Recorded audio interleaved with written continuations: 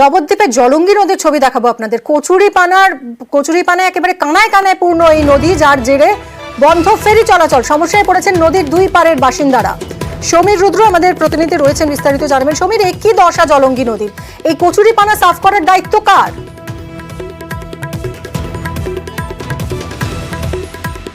দেখো, আমি নবদ্বীপ ব্লকের চর সম্বলনগর গ্রাম, এই গ্রামের পাশ দিয়ে বয়ে চলেছে জলঙ্গি নদী এবং এই যে গ্রামের যে পাশে যে ফেরি ঘাট রয়েছে, সেই ফেরি ঘাট পার হয়ে উপরে বামনপুকুর, গোঙাঘর ঘাট, রাজাপুর সহ একাধিক গ্রামের মানুষ যাতায়াত করে এবং প্রতিনিয়ত প্রায় কয়েক হাজার মানুষ কিন্তু এই ফেরিঘাট দিয়ে যাতায়াত করে। কিন্তু বেশ কিছুদিন ধরে এই জলঙ্গি নদী কচুরিপানায় পরিপূর্ণ, এর ফলে বন্ধ ফেরি চলাচল। ফলে ওই যে গ্রামগুলি রয়েছে নদী তীরবর্তী এলাকার, সেই গ্রামের বাসিন্দারা কিন্তু ফেরি পারাপার করতে পারছেন না এবং তারা যাতায়াতে চরম সমস্যায় পড়েছেন। এর পাশাপাশি এই যে যাত্রীগুলো যাতায়াত করে তাদের জন্য যে এলাকায় টোটো চলে, সেই টোটোতে কিন্তু যাত্রী পাচ্ছে না, ফলে টোটো চালকরা সমস্যায় পড়েছে। ফলে 15 দিন ধরে এই সমস্যা চললেও এখনো কিন্তু প্রশাসনের পক্ষ থেকে কোনো তৎপরতা গ্রহণ করা যায়নি। এবং এটা নদীয়া জেলায় যে জলসম্পদ এবং পানি দপ্তর রয়েছে জেলা পরিষদের, সেটা দেখার কথা, কিন্তু তাদের কাছে জানিয়েছিলাম, তারা বলছে ইমিডিয়েট একটা ব্যবস্থা গ্রহণ করা হবে, কিন্তু কবে ব্যবস্থা গ্রহণ করা হবে সে বিষয়ে কিন্তু কোনো আশা তারা দিতে পারেননি। মিমি, কত দ্রুত এখন সমস্যার সমাধান হয় সেটাই দেখার। অনেক ধন্যবাদ তোমায় সমীর।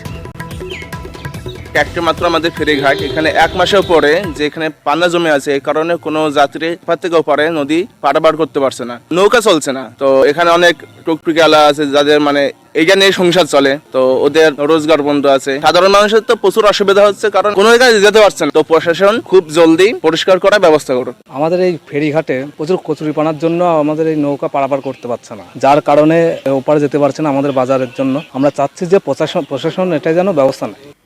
এবং আমাদের প্রতিনিধি সমীর যেরকম জানাচ্ছিলেন, সমস্যায় পড়েছেন টোটো চালকরাও, কারণ ফেরি সার্ভিস বন্ধ থাকায় তারা যাত্রী পাচ্ছেন না, ফলে তাদের রোজগারে টান পড়েছে।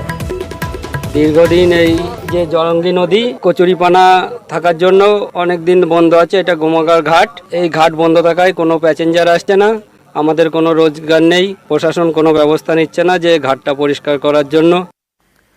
নদিয়া জেলা পরিষদের কর্মাধ্যক্ষের বক্তব্য শুনুন। এটা শুধু শম্ভুনগর ফেরিঘাট, সেই ঘাটের সমস্যা না, এটা আমাদের সমস্যা। যে সারা জেলায় স্থায়ী সমিতির মিটিং হয়েছিল, সেখানে সিদ্ধান্ত হয় কচুরিপানা পরিষ্কার করা নদীতে একটা মেশিনটা আমাদের কেনা হবে। মেশিনটা আসলে আমরা টোটাল জেলার যে কচুরিপানা সরানোর আমরা ব্যবস্থা করব।